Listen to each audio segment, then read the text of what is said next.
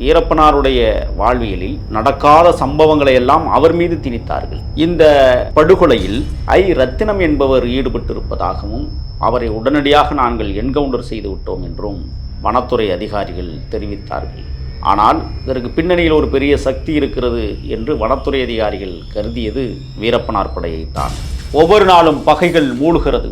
20/5/1986 கல்லட்டி என்கிற இடத்திலே பழிதீர்த்ததற்கு பிறகு கடுங்கோபமுற்ற கோட்டையூர் பங்காளிகள் வீரப்பனாரை பழிதீர்ப்பதற்கு கன்னிவெடிகளை மட்டுமல்ல, கையிலே துப்பாக்கியோடு காடுகளில் வலம் வந்தார்கள். கோட்டையூர் பங்காளிகள் ராஜகவுடாவை அடிக்கடி போய் சந்தித்து வீரப்பனாரை நாங்கள் முடித்து விடுவோம், அவரிடம் நீங்கள் எந்தவிதமான உறவும் வைத்துக் கொள்ளக்கூடாது என்றும் பேசினார்கள். ஒளிந்திருந்து கேட்ட அர்ஜுனன் அண்ணன் மாதையனிடத்திலே வந்து சொல்லுகிறார், எப்படியும் நம்மை பழிதீர்த்து விடுவார்கள் கோட்டையூர் பங்காளிகள், நாம் சும்மா இருந்து விட முடியாது என்று அண்ணன் மாதையனை உசுப்பேத்தினார் அர்ஜுனன். இந்த வழக்கு என்ன வழக்கு? எதனால் 17 பேர் சேர்ந்திருக்கிறார்கள்? இதில் மறைந்திருக்கிற மர்மங்கள் என்ன? எவ்வாறு இந்த வழக்கிலே 3க்கும் மேற்பட்டவர்கள் காவல்துறையால் என்கவுண்டர் செய்யப்பட்டார்கள்? எவ்வாறு வீரப்பனார் இந்த வழக்கில் இருந்து தலைமறைவானார்? 5 பேரை கொல்ல வேண்டிய துர்பாக்கிய நிலை வீரப்பனாருக்கு ஏன் வந்தது?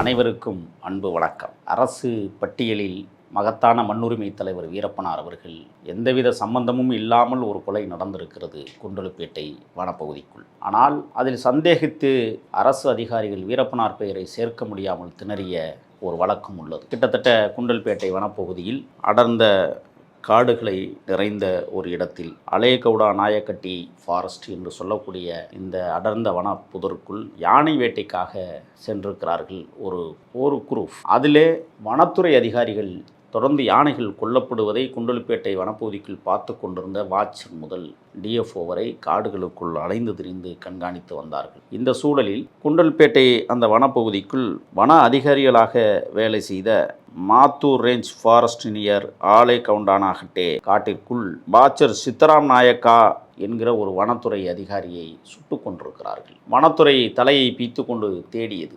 ஒருவேளை மடிக்கேரியில் யானை வேட்டைக்காக வந்த வீரப்பனார் படை குண்டலுப்பேட்டை காட்டுக்குள்ளும் வந்து வனவேட்டையை தொடர்ந்திருக்கிறதோ என்கிற சந்தேகம் வனத்துறை அதிகாரிகளுக்கு தெரிய வந்தது. கடுமையாக தேடல் வேலை நடந்தது. குண்டலுப்பேட்டை காவல் நிலையத்தில் 105/86 இந்த வழக்கு பதிவு செய்யப்பட்டிருக்கிறது. 143, 147, 148, 302 RW, 149 IPC and section 25 arms act என்கிற செக்ஷனில் இந்த வழக்கு பதிவு செய்யப்பட்டிருக்கிறது. RFO சீனிவாச ராமமூர்த்தி அவர்கள்தான் இந்த வழக்கில் வழக்குதாரராக வந்திருக்கிறார், சேர்க்கப்பட்டிருக்கிறார். 26/8/1986 மாலை 3 மணிக்கு இந்த சம்பவம் நடைபெற்றதாக குண்டலுப்பேட்டை வனத்துறை அறிவித்தது. இந்த படுகொலையில் ரத்தினம் என்பவர் ஈடுபட்டிருப்பதாகவும் அவரை உடனடியாக நாங்கள் என்கவுண்டர் செய்து விட்டோம் என்றும் வனத்துறை அதிகாரிகள் தெரிவித்தார்கள். ஆனால் இதற்கு பின்னணியில் ஒரு பெரிய சக்தி இருக்கிறது என்று வனத்துறை அதிகாரிகள் கருதியது வீரப்பனார் படையைத்தான். இந்த படுகொலைக்கும் வீரப்பனாருக்கும் எவ்வித தொடர்பும் இல்லை என்பதை பிறகு அதே வனத்துறை அறிவித்தது. ஆகையால் இந்த வழக்கில் உடனடியாக என்கவுண்டர் செய்யப்பட்ட ரத்தினம் 17/6/1991 குண்டல்பேட்டை கீழமை நீதிமன்றத்திலே வழக்கு தொடுக்கப்பட்டு ஒருவர்தான் குற்றவாளி என்று தீர்ப்பளித்து இந்த வழக்கை முடித்து வைத்திருக்கிறது. ஏன் நான் இதை பதிவு செய்கிறேன் என்றால், வீரப்பனாருடைய வாழ்வியலில் நடக்காத சம்பவங்களை எல்லாம் அவர் மீது திணித்தார்கள். சந்தன மரங்களை வெட்டியவர்கள் அப்பாவி பொதுமக்கள், அன்றாடங்காய்ச்சி மக்கள். 6000 சதுர கிலோமீட்டர்களில் பரவி கிடந்த சந்தன மரங்களை வீரப்பனார் என்கிற ஒருவர் கோடாரி கொண்டு வெட்டி வீழ்த்திவிட முடியாது என்பதை உலகம் அறியும். அன்றைக்கு சந்தன மரங்கள் வெட்டப்பட்டது, இன்று சந்தன மரங்கள் காடுகளில் பரவி முளைத்து கிடக்கிறது. ஆனால் அதிகார வர்க்கம் மலையை உடைப்பதற்கு அனுமதி கொடுக்கிறது. மலை எப்பொழுது முளைக்கும் என்கிற கேள்வியோடு தான் வீரப்பனாருடைய 5வது அரசாங்கம் வெளியிட்டிருக்கிற பட்டியலில் 5 பேர் படுகொலையை பற்றி தான் நாம் இன்று பேச இருக்கிறோம்.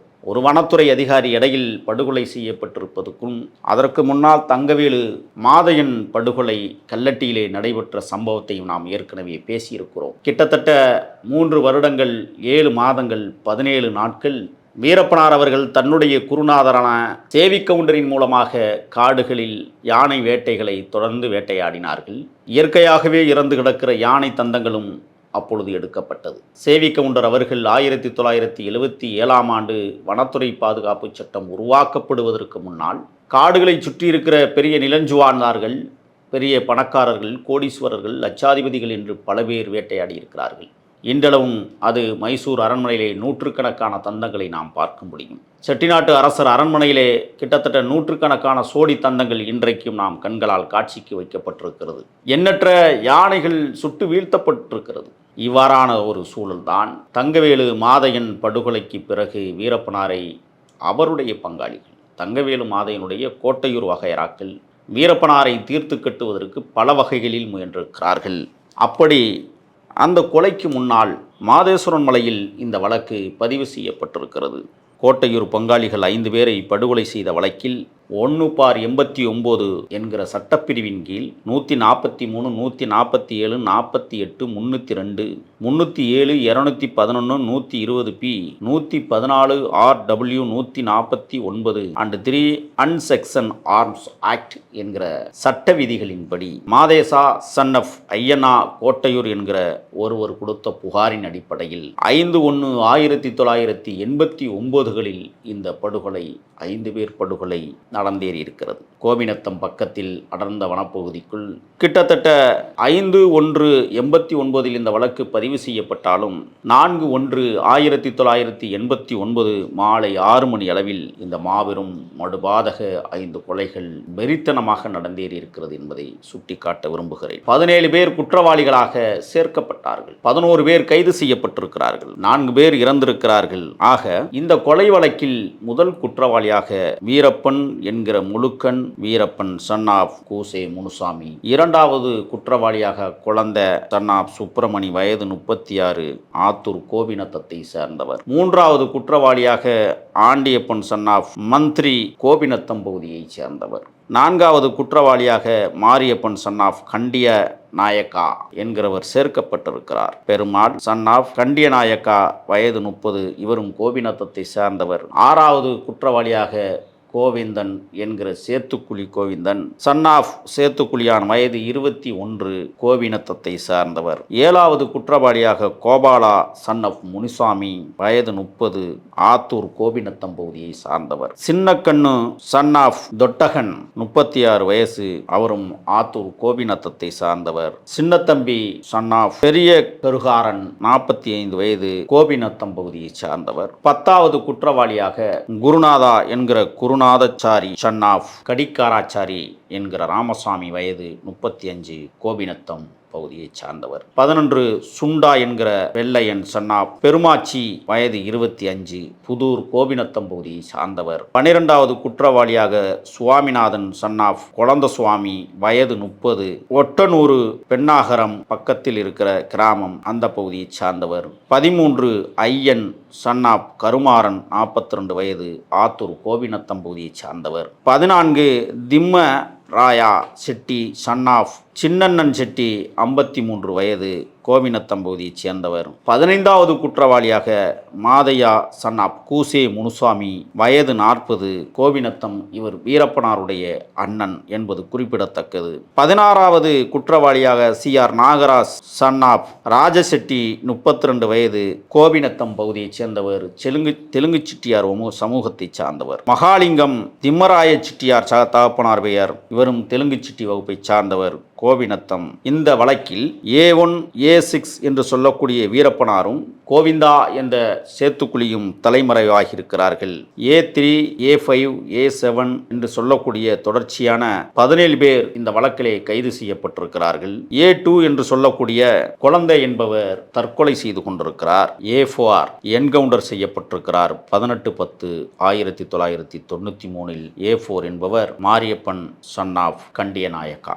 Accused 10 12/2/1992 Ramapura police station crime number 15/92 10வது குற்றவாளியாக கருதக்கூடிய குருநாதா என்கிற குருநாதச்சாரி என்கவுண்டர் செய்யப்பட்டிருக்கிறார். இந்த குருநாதன் என்பது மிக முக்கியமான ஒரு பெயர் வீரப்பனாருடைய வாழ்வியலில். குருநாதன் தான் வீரப்பனாருக்கு இடதுகரமாக திகழ்ந்தவர் என்பதும் பொருத்தமாக இருக்கும். அடுத்ததாக A11 அவரும் என்கவுண்டர் செய்யப்பட்டிருக்கிறார். 5/11/1993 சத்தியமங்கலம் காவல் நிலையத்தில் கிரைம் நம்பர் 650/93 11 குண்டா என்கிற வெள்ளையன் சன்னா பெருமாச்சி. இந்த வழக்கு என்ன வழக்கு? எதனால் 17 பேர் சேர்ந்திருக்கிறார்கள்? இதில் மறைந்திருக்கிற மர்மங்கள் என்ன? எவ்வாறு இந்த வழக்கிலே 3க்கும் மேற்பட்டவர்கள் காவல்துறையால் என்கவுண்டர் செய்யப்பட்டார்கள்? எவ்வாறு வீரப்பனார் இந்த வழக்கில் இருந்து தலைமறைவானார்? 5 பேரை கொல்ல வேண்டிய துர்பாக்கிய நிலை வீரப்பனாருக்கு ஏன் வந்தது? மேற்கு தொடர்ச்சி மலை காடுகளின் காவிரி கரையோரம் மையமாக அமைந்திருக்கிறது கோபிநத்தம். அங்கிருந்து 2.5 கிலோமீட்டர் தொலைவில் ஆற்று படுக்கையில் அமைதியான கிராமமாக கோட்டையூர். கோட்டையூர் பங்காளிகளும் கோபிநத்தம் பங்காளிகளும் ஒருவருக்கொருவர் பங்காளிகளாகவே இருந்தார்கள். ஆனால் பகையாளியாக ஏன் மாறிப்போனார்கள்? எல்லாம் இடப்பிரச்சனை. விஓஓ தனது ஆசை நாயகி காளியம்மாள் நீண்ட காலமாக கள்ள உறவிலே இருந்தார்கள். அதற்கு நன்றி விசுவாசமாக அந்த விஓஓ அன்றைய காலகட்டத்தில் கங்காணி என்று சொல்லுவார். கள்ள உறவு வைத்திருந்த காலகட்டத்தில் காளியம்மாளுக்கு 4.5 ஏக்கர் நிலத்தை கங்காணி அவரது பெயருக்கு எழுதி கொடுக்கிறார். 3வது படுகொலையான தங்கவேலு மாதையன் கொலைக்கு முன்பாக தாசரி செட்டியார் என்கிற வீரப்பனாரின் குடும்பத்திற்கு வேண்டப்பட்டவர் கோட்டையூர் பங்காளிகளால் அவரது சொந்த நிலத்திலேயே படுகொலை செய்யப்படுகிறார். அதற்கு காரணம் வீரப்பனாருடைய அண்ணன் கூசே முனுசாமி மகனாகிய மூத்த மகன் மாதையன் தாசரி செட்டியாரை உசுப்பேத்தி கோட்டையூர் பங்காளிகள் தங்கவேலு மாதையனுக்கு குத்தகைக்கு விடப்பட்ட நிலத்தை அவர்களிடம் கொடுக்கக்கூடாது, நீயே விவசாயம் செய், இல்லை என்றால் எங்களிடம் கொடு, நாங்கள் விவசாயம் செய்து கொள்கிறோம் என்று மாதையன் அடிக்கடி தாசரி செட்டியாரை தொந்தரவு செய்து வந்திருக்கிறார். அதோடு மட்டுமல்ல, மாதையன் கோட்டையூர் பங்காளியிடம் போய் எந்த காலகட்டத்திலும் தாசரி செட்டியாருக்கு நிலத்தை நீங்கள் கொடுத்து விடக்கூடாது, நீங்களே விவசாயம் செய்யுங்கள் என்று கோட்டையூர் பங்காளிகளையும் ஊசிப்பேத்தி விடுவது. கோட்டையூர் பங்காளிகளில் தங்கவேலு மாதையன் சற்று பண்ணை திமிராகவே அந்த பகுதிகளில் வலம் வந்தவர். கோபிநத்தத்தில் வீரப்பனாருடைய அண்ணன் கூசே மாதையன் சற்று பண்ணையார் திமிரில் வாழ்ந்து வந்தவர் என்பதும் குறிப்பிடத்தக்கது. ஆகையால் தான் போட்டி உருவானது. உன் ஊருக்கு நீ பெரியாள் என்றால் என் ஊருக்கு நான் தான் பெரியாள் என்று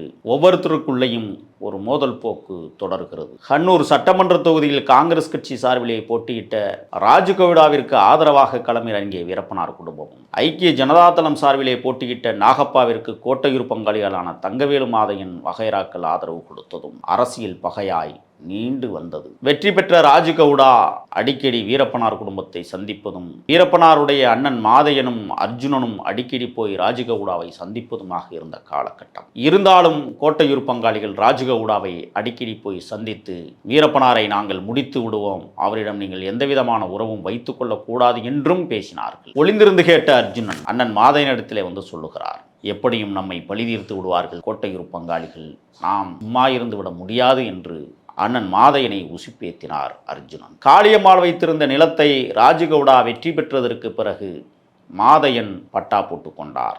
ஆகையால் நிலம் மாதையனுக்கு சொந்தமானது. அரசியல் அதிகாரத்தில் அவர் வெற்றி பெற்றார்.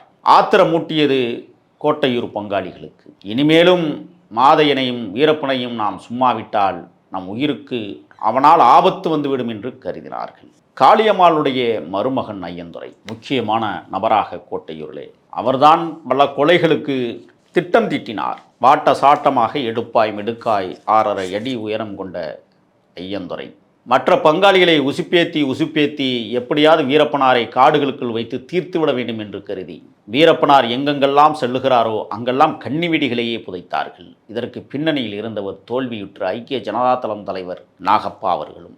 அன்றைக்கு டிஎப்ஓ சீனிவாசனாக மைசூர் மாவட்டத்தில் பணியாற்றினார். சோமையா மாதேஸ்வரமலை இன்ஸ்பெக்டராக பணியாற்றினார். சங்கர் பித்ரி ஐஜியாக பணியாற்றி கொண்டிருந்தார். கர்நாடகத்தினுடைய முதலமைச்சராக குண்டுராவ் அமைச்சர் பதவியிலே அங்கம் வகித்தார். அரசியல், தொழில், நிலம், அதிகாரம், போட்டிகள் என நிறைந்த வாழ்க்கையாக கோபிநத்தம் கோட்டையூர் சிறந்து விளங்கியது. ஒவ்வொரு நாளும் பகைகள் மூழ்கிறது. தங்கவேலு மாதையனை 20/5/1986 கல்லட்டி என்கிற இடத்திலே பழிதீர்த்ததற்கு பிறகு கடுங்கோபமுற்ற கோட்டையூர் பங்காளிகள் வீரப்பனாரை பழிதீர்ப்பதற்கு கன்னிவெடிகளை மட்டுமல்ல, கையிலே துப்பாக்கியோடு காடுகளில் வலம் வந்தார்கள். எப்படியாவது வீரப்பனாரை முடித்துவிட வேண்டும் என்று கங்கணம் கட்டி கொண்டு அலைந்தார்கள். இந்த காலப்பகுதியில்தான் ஐயனனுக்கு கொடுக்கப்பட்ட, காளியம்மாளுக்கு கொடுக்கப்பட்ட நிலத்தை 30,000 விலை பேசி 25,000 ரூபாய்க்கு கொடுத்தது காளியம்மாள் ஐயனனுக்கு. ஆனால் கிரயமாகவில்லை. அந்த காலப்பகுதியில்தான் ராஜகவுடாவின் உதவியோடும் மாதையன் அந்த நிலத்தை பட்டா போட்டு கிரயம் செய்து கொண்டார். பகை இன்னும் பெரிதாக மூண்டது. ஐயந்துரை ஒரு கட்டத்தில் மாதையனை போட்டுவிட வேண்டும் என்று கருதினார். பூசே மாதையனின் பொறாமை ஐயனனுக்கு எரிச்சலை ஊட்டியது. விடவே கூடாது என்று கங்கணம் கட்டினார்கள். தாசரி செட்டியாரின் நிலத்தை கோட்டையூர் பங்காளிகளை விவசாயம் செய்து விடாமல் தடுத்ததும், காளியம்மாளின் நிலத்தை காசு கொடுத்து வாங்கியும் அந்த நிலத்தில் கால் வைக்காமல் போன ஆத்திரமும் கோட்டையூர் பங்காளிகளை இன்னும் உசுப்பேற்றியது. தாசரி செட்டியார் தங்கவேலு மாதையன் வகைராக்களால் அவருடைய சொந்த இடத்திலே சுட்டு கொன்னதற்கு பிறகு வீரப்பனாருக்கு ஆத்திரம் மூட்டினார் அண்ணன் மாதையன். நாம் விவசாயம் செய்யக்கூடிய நிலத்தில் தாசரி செட்டியார் நமக்கு உதவியாக இருந்து வந்தார், அவரை சுட்டு வீழ்த்தி விட்டார்கள் தங்கவேலு மாதையன் வகையரா, விடவே கூடாது என்று உசுப்பேத்தினார். தங்கவேலு மாதையன் கல்லட்டியிலே முடித்து வைக்கப்பட்டு 3.5 ஆண்டுகளுக்கு பிறகு ஆத்திரம் தீரவில்லை. இருந்தாலும் மனதிற்குள் ஒரு பயமும் இருந்து கொண்டது. தாய்க்கு புற்றுநோய் வளர்ந்தது. தந்தை காடுகளுக்குள் வீரப்பனாரை தேடிச் செல்லுகிற போது காட்டெருமை குத்தி கொல்லப்பட்டார். எந்த நேரத்திலும் தாய் உயிர் போய்விடலாம் என்று நாம் கடந்த காணொளியில் அதை பற்றி சற்று பேசியிருக்கிறோம். இந்த காலகட்டத்தில் கோட்டையூர் மாரியம்மன் கோவில் திருவிழா அதிவிமர்சையாக நடைபெறும். அந்த திருவிழாவிற்கு பங்காளிகள் ஒத்துப்போய் விடலாம், நடந்தது நடந்து போனது, இனிமேல் நாம் நல்லவர்களாக மாறிப்போவோம் என்று கோட்டையூர் பங்காளிகள் மனதிற்குள் வக்கரத்தை வைத்து கொண்டு வீரப்பனாரை வரவழைத்தார்கள். வீரப்பனாருக்கு தூதுபலனாக மாதையனும் ஈடுபட்டார். அவருடைய சித்தப்பா கீரியானும் ஈடுபட்டார். பேச்சுவார்த்தை ஒத்துப்போனது. வீரப்பனார் பங்காளிகள் அழைக்கிறார்கள் என்று சொல்லி கோட்டையூர் திருவிழாவில் போய் சாப்பிடுகிறார். சீதக்காய் என்று சொல்லக்கூடிய கண்ணாடி துகள்களை மான்கறி விருந்தில் கலந்து வீரப்பனாருக்கு கொடுத்தார்கள். ஏதுமறியாமல் உணவெடுத்த வீரப்பனாருக்கு குடல் புரட்டியது, பிராண்டியது. பாதி சோரை தின்ற நிலையில் அப்படியே வைத்துவிட்டு கையை அலம்பிவிட்டு தன்னுடைய சக நண்பராக இருக்கிற டிபி பெருமாளிடம் ஓடுகிறார். டிபி பெருமாள் அங்கே இருக்கிற கடைகளில் போய் வாழைப்பழத்தை வாங்கி கொண்டு வீரப்பனாருக்கு கொடுக்கிறார். ஆனால் வீரப்பனாருடைய குடல் பகுதிகள் குடைகிறது. உடனடியாக மாட்டு வண்டியில் வீரப்பனாரை ஏற்றி ஒகனேக்கல் பாதை வழியாக தருமபுரி மருத்துவமனைக்கு கொண்டு செல்லப்படுகிறார். 18 நாட்கள் மருத்துவமனையிலே வைத்து பாதுகாத்து அவரை காப்பாற்றுகிறார் டிபி பெருமாள். என்றைக்கும் வாழ்க்கையில் டிபி பெருமாளை மறக்கவே முடியாது என்பதை அடிக்கடி சொல்லுவார். நண்பனும் அவனும்தான், துரோகமும் அவனும்தான் என்று அடிக்கடி பேசுவார். இப்பேற்பட்ட காலச்சூழலில்தான் அதை மறப்போம் என்று மீண்டும் சொந்த ஊரான கோபிநத்தத்திற்கு வீரப்பனார் வருகிறார். எப்படி வன்மத்தை உள்ளே வைத்து கொண்டு கண்ணாடி துகள்களை அரைத்து மான்கறி விருந்தில் பகிர்ந்து கொண்டார்களோ கோட்டையூர் பங்காளியில், அதை போல நாமும் வன்மத்தாலேயே அவர்களை வீழ்த்த வேண்டும் என்று கங்கணம் கட்டினார் வீரப்பனார். தன்னுடைய படைகளுக்கு உத்தரவிட்டார். அந்த காலகட்டங்களில் மான் வேட்டையும் யானை வேட்டையும் தீவிரப்படுத்தப்பட்டிருந்த காலப்பகுதி. 2 ஊருக்கும் பகை வேன்று மூழுகிறது. ஒரு பக்கம் அரசியல்வாதிகள் வெவ்வேறு சூழலில் 2 பக்கமும் ஒவ்வொருத்தராக ஆதரவு தெரிவிக்கிறார்கள். காவல்துறை வீரப்பனார் குடும்பத்திற்கும், வனத்துறை கோட்டையூர் பங்காளிகளுக்கும் ஆதரவு தெரிவிக்கிறது. அரச பயங்கரவாதம் 2 பேரையும் மூட்டிவிட்டு வேடிக்கை பார்க்கிறது. எப்படியும் பழிதீர்த்திட வேண்டும் என்று கருதிய வீரப்பனார் அவர்கள் சமாதானத்துக்கான ஏற்பாடை மீண்டும் செய்கிறார். ஐயனன் வகையராக்கள் மிரட்டினாலும் சமாதானம் ஒரு பக்கம் போய்க் கொண்டிருந்தது. மலையன் பொன்னுசாமி என்பவர் ஐயனுடைய சித்தப்பா. அவர்தான் சமாதானமாக போய்விடலாம் என்று ஆசைப்பட்டார், முடிவெடுத்தார். அதற்கு காரணம், மலையன் பொன்னுசாமி வீரப்பனார் மீது அதிக பற்று கொண்டவர். அவர் செய்வதை நேர்மையாகத்தான் செய்கிறான் என்று ஊரெல்லாம் சொல்லி வந்தவர். அந்த ஐயனன் சித்தப்பா மலையன் பொன்னுசாமி தடா வழக்கிலே மைசூர் சிறையில் அடைக்கப்பட்டு இறுதி காலம் வரை அங்கே இருந்து இறந்தே போனார் என்பது வரலாறு.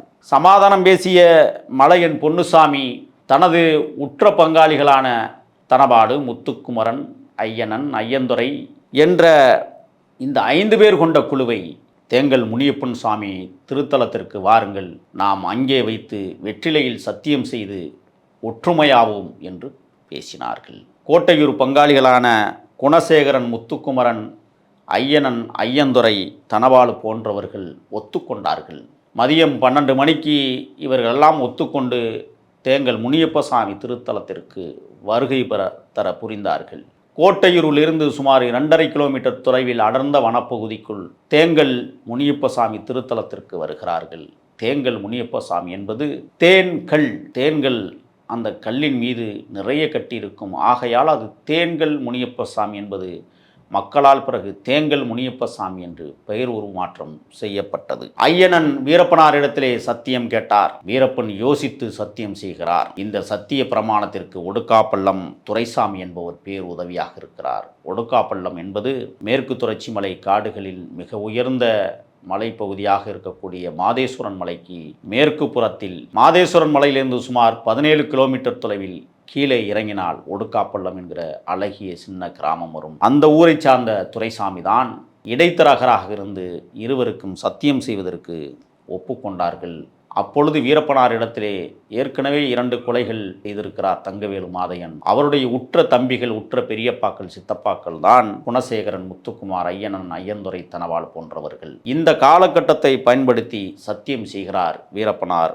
சத்தியம் செய்வதற்கு 100 ரூபாய் வீரப்பனார் பணம் கொடுத்து குருநாதனிடம் போய் வெற்றிலையும் பாக்கும் வாங்கி வா என்று உத்தரவிடுகிறார். சாமிநாதன் என்கிற ஒருவர் தான் வெற்றிலையும் பாக்கும் வாங்கி கொண்டு தேன்கள் முனியப்ப சுவாமி திருத்தலத்திற்கு வருகிறார்கள். 12:30 மணிக்கு தொடங்கிய பஞ்சாயத்து மாலை 5 மணி வரை நீடித்தது. காரசாரமான விவாதங்கள் போனது. கடைசியாக வீரப்பனார் வெற்றிலையின் மீது சத்தியம் சொல்லுகிறார். நான் எந்த நாளும் இவர்களை சுடவே மாட்டேன் என்று சொல்லுகிறார். நான் இவர்களை ஒருபோதும் சுடமாட்டேன் என்கிற அந்த வார்த்தை எவ்வளவு துல்லியமான வார்த்தை என்பதை கேட்டுக்கொண்டிருக்கிற நீங்கள் அறிவீர்கள் என்றே நான் நம்புகிறேன். பேசுவது தேன்கல்மலை முனியப்பசாமி திருத்தலத்திற்கும் பக்கத்தில் அல்ல. கூட்டம் நடப்பது அதிலிருந்து ஒரு 1/2 கிலோமீட்டர் தூரத்தில் ஒரு பள்ளத்திற்கு பக்கத்திலே தான் ஒரு கொடிக்கால் என்று சொல்லக்கூடிய அந்த இடத்தில் தான் பேச்சுவார்த்தை தொடங்குகிறது. முனியப்பசாமி திருத்தலத்தில் சத்தியம் செய்துவிட்டு அந்த பள்ளத்திலே வந்து பேசுகிறார்கள். ஆனால் கோட்டையூர் பங்காளிகளான தனபால் வகையராக்களிடம் யாரிடமும் துப்பாக்கி இல்லை. கோட்டையூர் பங்காளிகளான தனபால் வகையராக்களிடம் துப்பாக்கிகள் எதுவும் இல்லை. ஆனால் அவர்கள் வீடுகளில் துப்பாக்கி இருந்தது. வீரப்பனார் படையைச் சேர்ந்த 17 பேரிடமும் துப்பாக்கி இருந்தது. இந்த நேரத்தை பயன்படுத்தி கொண்ட வீரப்பனார் படை பேச்சுவார்த்தைக்கு தயாராகி எல்லாம் பேசிக்கொண்டிருந்த நேரத்தில் நாட்டு துப்பாக்கிகள் சரிதமாக வைத்திருந்த ஆத்தூர் அம்மாசி, முத்துசாமி கருமாறன், சுண்டான், சின்னமிஞ்சி இவர்களெல்லாம் சமரசம் செய்து கொண்டிருந்தார்கள். ஐயனன், ஐயந்துரை இருவரும் அண்ணன் தம்பிகள். நல்லூர் மாதன் வீரப்பனாருக்கு மிக நெருக்கமான உற்ற நண்பர். அவர் நடத்திய அனைத்து விடயங்களிலும் பங்கு கொண்டவர். ஆனால் நல்லூர் மாதனுக்கு இன்னும் சற்று நேரத்தில் கோட்டையூர் பங்காளிகளுடைய கதி என்ன என்பதை நன்றாகவே உணர்ந்திருந்தார். ஆனால் நல்லூர் மாதன் ஒரு சிறிய வேலை இருப்பதாக பொய் சொல்லிவிட்டு ஆத்தூர் பக்கம் ஓடி மறைகிறார். ஆனால் வெளியில் சொன்னால் வீரப்பன் போட்டு விடுவான், சொல்லாமல் போனால் கோட்டையூர் பங்காளிகள் போட்டு விடுவார்கள். ஆனால் கோட்டையூர் பங்காளிகளுடைய கதை என்ன ஆகப் போகிறது என்பதை நல்லூர் மாதனுக்கு நன்றாகவே தெரிந்துதான் ஆத்தூர் காவிரி கரையர் ஓரம் போய் தலைமறைவாகி கொண்டார். அற்புதமான அடர்ந்த வனப்பகுதி. கொடிக்கால் மணலில் அனைவரும் உட்கார்ந்து பேசுகிறார்கள். ஈஞ்ச மரம் சுற்றி வர இருக்கிறது. பக்கத்திலே பெரிய புளிய மரம். வெற்றிலையில் சத்தியம் செய்த வீரப்பனார் ஒருபோதும் சத்தியத்தை மீறமாட்டார் என்பது நம் அனைவருக்கும் கண்டிப்பாக தெரியும். 5 பேரும் உட்கார்ந்து பேசிக் கொண்டிருந்த நேரத்தில் ஐயனன் அவர்களுடைய மகன் மாதேசு சந்தேகம் ஏற்பட்டு அங்கிருந்து ஓடத் தொடங்குகிறார். எப்பொழுது குருநாதனை வீரப்பனார் அழைக்கிறார். கூட்டத்தில் இருந்து இருங்கள், வருகிறேன் என்று குருநாதனிடம் வீரப்பனார் செல்லுகிற நேரத்தை பயன்படுத்திய வீரப்பனார் படை கண்மூடித்தனமாக சூடுகிறது. குளந்தானும் ஆசாரி குருநாதனும் கடுமையாக துப்பாக்கிகளை பிரயோகம் செய்கிறார்கள். சுட்ட இடத்திலேயே குணசேகரன் மாண்டு விழுந்து போகிறார். முத்துக்குமார் ஓடுகிறார் தெரித்து. அன்றைக்கு முத்துக்குமாருக்கு காய்ச்சல், நடப்பதற்கு கூட சேட்டை இல்லாமல் இருந்தவர். ஐயனன் முதல் குண்டில் சுடுகிறார்கள். தட்டுத்தடுமாறி கீழே விழுந்து கத்துகிறார். தண்ணீர் என்று தாகம் எடுக்கிறது. கதறுகிறார். தண்ணீர் கொடுப்பதற்கு அங்கே யாரும் இல்லை. ஐயந்துரை தப்பித்து ஓடுவதை பார்த்து 7 வழிப்பாதைகளில் ஒவ்வொரு வழிப்பாதையிலும் 2 பேராக வீரப்பனார் நிறுத்தி வைத்திருந்தார். எந்த பாதை வழியாக யார் தப்பித்து ஓடி வந்தாலும் அங்கேயே அவனை முடித்து விடுங்கள் என்பதுதான் வீரப்பனார் தனது கூட்டாளிகளுக்கு இட்ட கட்டளை. அந்த கட்டளையை நிறைவேற்றுவதற்கு வீரப்பனாருடைய தளபதிகள் துப்பாக்கியை தயார் நிலைப்படுத்தி வைத்து குறிபார்த்து கொண்டிருந்தார்கள். ஐயந்துரை தப்பித்து ஓடுகிற போது விரட்டியே பிடித்தார்கள். தனபால் ஓடிப்போய் ஒரு மலைக்குன்றின் பாறை இடுக்குகளுக்குள் படுத்து கொண்டார். பாறை மீது ஓடிச் சென்ற தனபாலை விரட்டிச் சென்ற வீரப்பனார் படை எவனையும் விடக்கூடாது என்று கங்கணம் கட்டி கொண்டு முத்துக்குமாரை கொண்டு வந்து நெஞ்சாங்குழியில் ஈடுவிட்டு அங்கேயே மாய்த்து விடுகிறார். எந்த சத்தமும் இல்லாமல் எந்த எதிர்ப்பும் இல்லாமல் முத்துக்குமார் மரணமுறுகிறார். ஐயந்துரையை பிடித்து வந்து இருவர் செத்து கிடக்கிற இடத்திலேயே வைத்து சுட்டுக் கொள்ளுகிறார்கள். தனபால் பாறைக்குள் படுத்து கிடந்தவரை தூக்கி கொண்டு வந்து 3 பேர் சுட்டு வீழ்த்திய அதே இடத்தில் தனபாலையும் சுட்டு வீழ்த்துகிறார்கள். ஐயந்துரை மிக முக்கியமான ஆள். ஐயனன் ஏற்கனவே ஒரு குண்டடிபட்டு தண்ணீர் தாகம் எடுத்து கதறுகிற சூழலிலும் கூட இன்னொரு தோட்டாவை அவர் மீது இட்டு நிரப்புகிறார்கள். அப்பொழுதும் இறக்கவில்லை. துடிக்கிறார். வீரப்பனார் சொல்லுகிறார், அவனை முடித்தால்தான் நமக்கு நிம்மதி என்று சொல்லுகிற போது மீண்டும் ஆசாரி குருநாதன் கடைசியாக ஐயனனின் நெஞ்சிலே சுடுகிறார். துடித்து கொண்டிருந்த ஐயனன் கடைசி குண்டிற்கு கண்ணை மூடினார். அதற்கு பிறகு ஊரிற்கு செய்திகள் பரவுகிறது. கோட்டையூர் பங்காளிகள் 5 பேரை வீரப்பன் கும்பல் சுட்டு வீழ்த்தியது என்று செய்திகள் பரவத் தொடங்குகிறது. வீரப்பனார் படையில் இருந்த மகாலிங்கம் மற்ற நண்பர்களோடு காடுகளுக்குள் 5 பேரின் உடல்களை சாக்கு மூட்டையில் கட்டி காவிரி ஆற்றுக்கரைக்கு கொண்டு செல்கிறார்கள். எப்படி தங்கவேலு மாதையனை கண்டம் துண்டமாக கூறு கூறாக கிலோ கணக்கில் வெட்டி காவிரி ஆற்றில் வீசினார்களோ அதே போல அவர்களுடைய சித்தப்பா பெரியப்பா அண்ணன் தம்பிகள் 5 பேரை கூறு கூறாக வெட்டி காவிரி ஆற்றில் வீசினார்கள். தலைகளை கல்லால் போட்டு நசுக்கி கண்கள் விதுங்கி தெரித்து ஓடும் அளவிற்கு நசுக்கி காவிரி ஆற்றில் தூக்கி வீசினார்கள். 5 பேரும் காவிரி ஆற்றின் தண்ணீரில் கரி துண்டங்களாக அடித்துச் செல்லப்பட்டார்கள். அன்றைக்கே வீரப்பனாருடைய அண்ணன் மாதையனும் வீரப்பனாருடைய முக்கிய தளபதியாக இருந்த மகாலிங்கமும் நாகராசும் கைது செய்யப்பட்டார்கள். எப்படி? ஐயனன் அவர்களுடைய புதல்வரும் மாதேசு இடதுகாலிலே குண்டடிபட்டு தப்பித்து ஓடி காவிரியை கடந்து பாலாற்று படுக்கைக்கு வந்து அங்கிருந்து கால்நடையாய் மாதேஸ்வரன் மலைக்கு சென்று காவல்துறை அதிகாரியிடம் நடந்தவற்றை கூறுகிறார்கள். 4/1/89 அன்றைக்கு இந்த சம்பவம் நடைபெற்றாலும் 5/1/89 அன்று காவல்துறை கோட்டையூருக்குள் நுழைகிறது. சுட்டு வீழ்த்தப்பட்டதற்கான எந்த தடயங்களும் இல்லாமல் 5 பேரையும் ஆற்றில் வெட்டி வீசப்பட்டதற்கு பிறகு காவல்துறை ஏமாற்றம் அடைகிறது. பார்த்தவர்கள் சாட்சிகளாக்கப்பட்டார்கள். வீரப்பனார் படை வடக்கு புறமாக ஒங்கனேகல் பகுதியை தாண்டி அடர்ந்த வனப்பகுதிக்குள் தனது கூட்டாளிகளோடு போய் அமர்ந்து கொண்டார். இந்த வழக்கு மாதேஸ்வரமலை காவல் நிலையத்தில் பதிவு செய்யப்பட்டிருந்தாலும் மாதேசு கொடுத்த தகவலின் அடிப்படையில் வழக்குகள் பதிவானது. 2 நாட்களுக்கு பிறகு இன்னொரு கோட்டையூர், ஏமனூர் கோட்டையூர் என்று சொல்வார்கள், அங்கே ஒரு தலை மிதந்து வந்ததாக காவல்துறைக்கு தகவல் தெரிவிக்கப்பட்டது. அந்த தலை நாத்தமெடுத்த சூழ்நிலையில் இருந்தது. அதுதான் தனபாலனுடைய தலை என்று மாதேஸ்வரமலை காவல்துறை அதிகாரிகள் உறுதி செய்தார்கள். அங்குதான் வீரப்பனாருக்கும் வீரப்பனாருடைய கிராமத்திற்கும் பகை ஏற்படுகிறது. நம்பி அழைத்துச் சென்றோமே வீரப்பனாய், ஆனால் துரோகம் செய்து விட்டானே என்று ஊர் கருதியது.